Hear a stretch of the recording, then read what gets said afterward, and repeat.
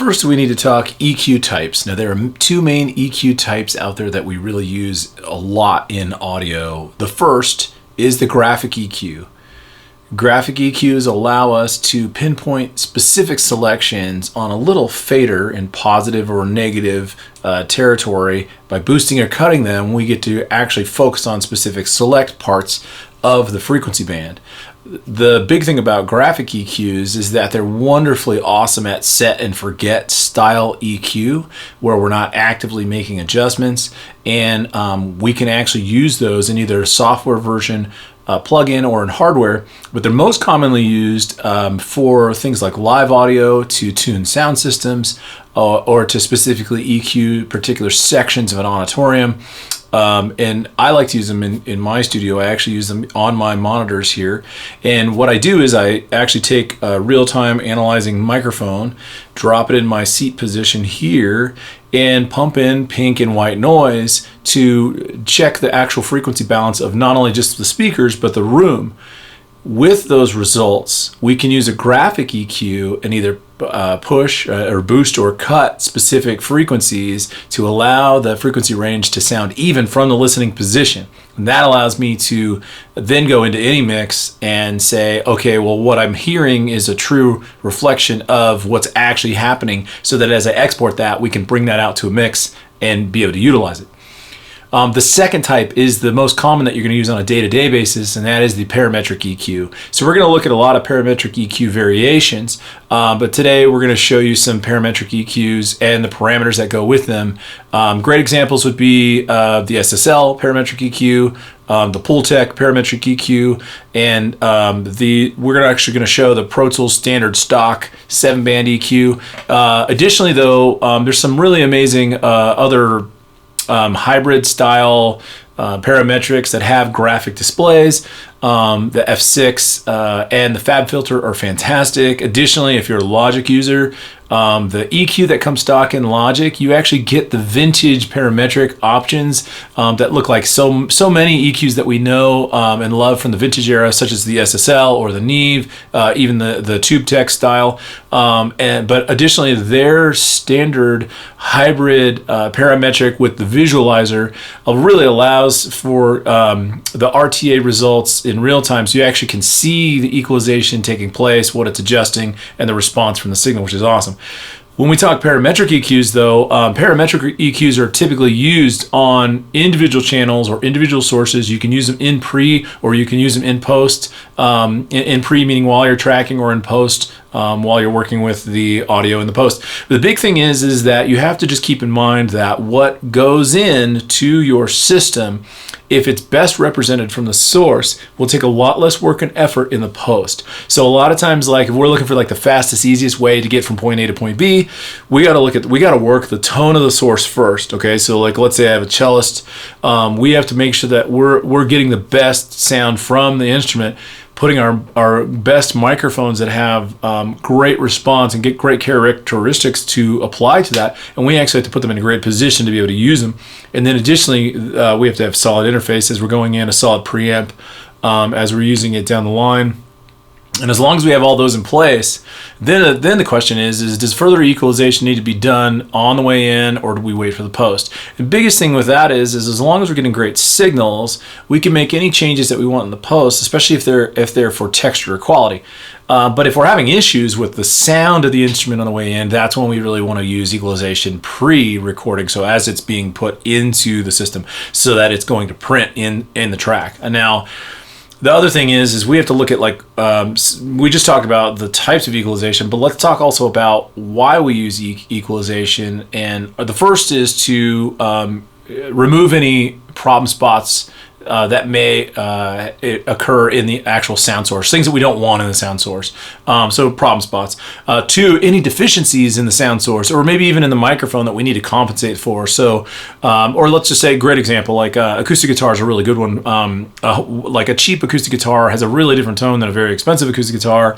How do we kind of work out some of the real issues with the tone? The deficiencies have to be isolated, and we just kind of try to put back or fill in some of the tone that we would want, and that in order for it to sound pro. our final response. Now, the other thing is we can also use EQ to shape, to actually mix, to allow our mixes to gel and interlock. So part of the technique in the mix down in the post is we're emphasizing frequencies we really want to highlight, and then we're removing other frequencies that might interrupt or mask other sound sources so that we can lock in the mix overall to get a really flat response overall. Now, a lot of people are like, well, why do we want a flat response? The flatter the response, the more we can turn the overall gain up. If the response is not flat, if it has peaks, if it has sharp edges that are essentially to it that are popping out, then whatever that, if we have a flat response, we got something really pushing in the highs, we go to turn that up, and our ceiling becomes the loudest thing. So if we get everybody level on an even plane, then our ceiling becomes everybody, which means when we turn it up, everything goes. And so that's why we really want that flat response. So the third thing is to really get everybody to gel and to lock. And as a fourth thing, we can really use it as an effect to create cool textures and do really different things that we don't necessarily have within the sound source. What's really interesting about that is like kick drum is a great example. Even snare drum are great examples. Kick drum, if you're ever in a room with a kick drum, it does not sound that powerful. It's actually kind of, it's got this, it's a strange tone. It's a low mid tone with some woofing to it, and there's some punch to it, but truly it does not sound like it sounds like we use it in modern day as it's coming in to our system and then being processed and sent out into the real world. It doesn't sound like that in real life. And so that isn't necessarily considered an effect. That's really more considered like that's how you EQ a kick drum. But for everything else, we have the ability to really contour and make really cool effects with our EQ to be able to do certain things. So, and then in the post, if we're doing it for film and things like that, we really have to rely a lot on EQ because if the scene really happens to be, someone going underwater, we can really easily EQ shape that sound just by mimicking natural life. Now, one more thing to consider with equalization, it's very, very important. They do make resonators that are not equalizers per se, and there are ring modulators that they're not necessarily equalizers per se, but if those can be used to add and bring in frequencies that don't naturally exist in the sound source. But here's the key: if the frequency does not get captured, if it does not exist in the sound source, it will not be able to be modified in the post. Meaning if it doesn't exist anywhere in the sound source, then there's no frequency to turn up or boost, right? And there's obviously no frequency to need to cut. But what I mean by that is a great example is if we are trying to have if we're like, hey, I want my snare drum to have a lot of sub. Well, if there's no sub frequency in the snare drum, it's going to be really difficult to make sub frequencies happen in your snare drum because they just don't exist. So you can't just EQ that. You have to turn to a ring modulator, or you have to turn to some sort of resonator or sound generator to be able to do it. So you have to kind of keep that in mind too. So if it's not in the natural realm of the frequency of the source, it's going to be an uphill battle to try to bring that in. So that's why, at the very first stop, you got to work with your sources. When you're in the studio and you're miking things up, if they don't sound how you like them while you're standing in the room with the source, yes, it can be fixed, but take the time, don't rush it. Take the time to work the source. Great examples of that are very, very easy. Great examples of that, very, very easy with drums. Tune them correctly. Put them in the right tuning, in the right position. A lot of times they get a floor tom that's just not booming enough. It's not hitting that thing. A lot of times it's not tuned correctly. It's tuned too high. Same thing with a snare drum. If I want a snappy snare drum, if my snare drum's tuned too low, that's part of the actual problem. If we look at a guitar amp, that's a real simple fix. Guitar amp's a real simple fix. Just EQ the amp at the source, right? And then work on the EQ after the post. But as long as you have good stuff coming in, a lot of times you have really solid sources. Same thing with a vocalist. With a vocalist, the biggest key with a vocalist is really mic position. Additionally, when we talk about some of the elements that go into recording audio, we do have to consider the proximity effect. And with the proximity effect, essentially anything inside of 6 inches really has the opportunity to create a natural low-end response. Because of that unnatural low-end response buildup, we then have to look at where's the sound source, and do we want proximity effect on our sound source or do we not? So great example. If I'm recording vocal dialogue and I just want a natural vocal dialogue for me, then we need some space. If for some reason, let's just say as an example, my voice is supposed to sound a little more like James Earl Jones or something in that nature, then I need the proximity effect to really help me to do that, and I need that. And that's why when you see DJs on air, this is their mics are even designed in a way where they get to really do this to get that kind of sound. But if that's not what we want, we don't want to have to be cutting all that out or working all that out by using some of our filters. We don't want to waste the time. We want to put it in the right position for it. So we want to make sure that our mic positioning is set up for that too. So that's a huge part of the element of how we have to approach equalization on the front end with the sound source, so that on the back end we're guaranteeing that we have solid results, something that we can work with.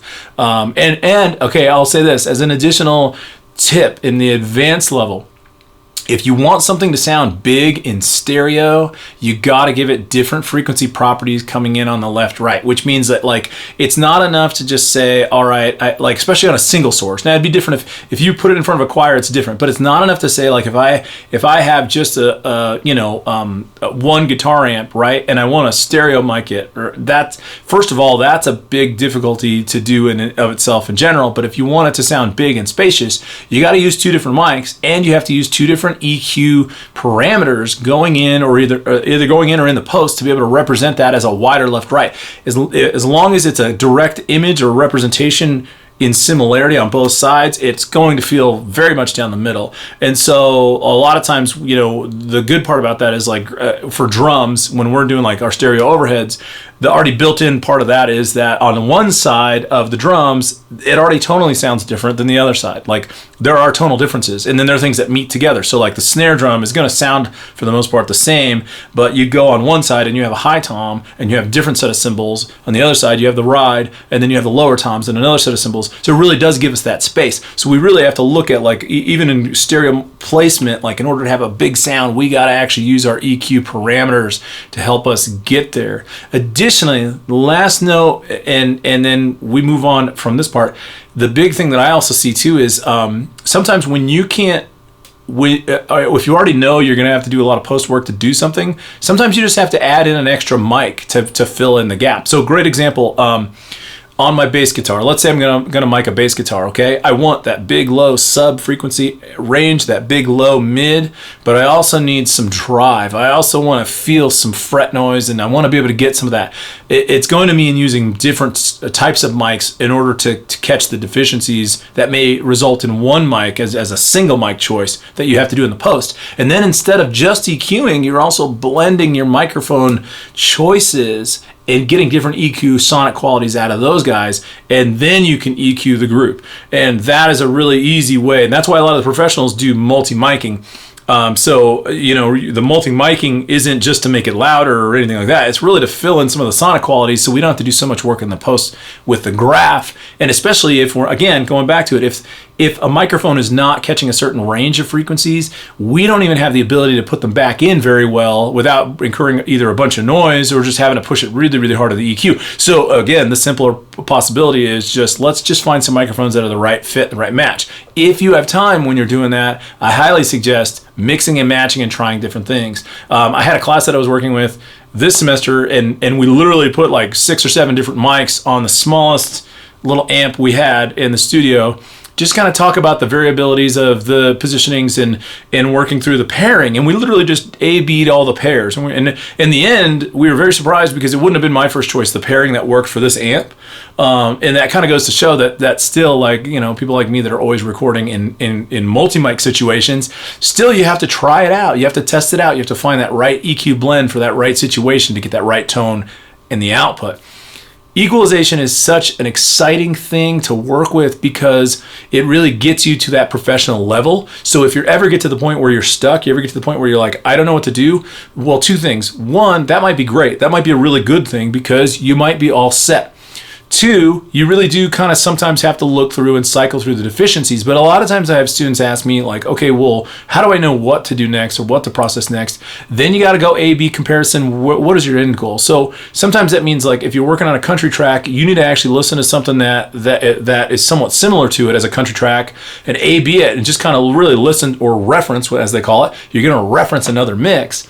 And you're going to check out the EQ properties on that reference mix to be able to go, okay, this is what I need to do with these sounds in order to get to that next level. At the end of the day, though, again, less is more. You try not to do too many moves so you can get the power still out of your overall sound source. If you have fewer tracks in a song, let's say it's an acoustic and a voice, you're going to do a lot less work with the EQ. As soon as you have 50 tracks, there's a lot of work to be done with the shaping in order to get everybody to be heard and in the right positionings. And so that is a major element. And then also we cannot forget the fact that we're going to have, if we plan on panning is going to change the overall level. Panning is also going to change the overall frequency balance of the mix. So we have to consider some of those things as we're working through the EQ. EQ is so fun, and there are so many variables about it that are so exciting. And I think the biggest really amazing thing about this is once you learn all the parameters, you get to use those skills for the rest of your life as an engineer. But additionally, you get to have fun with them. You get to experiment with some things, and you get to do some things that are way more creative and outside of the box than just, miking up a kit and moving on. You really get to try some really cool, adventurous things. So I'm looking forward to seeing what you guys come up with and how it works for you. That's it.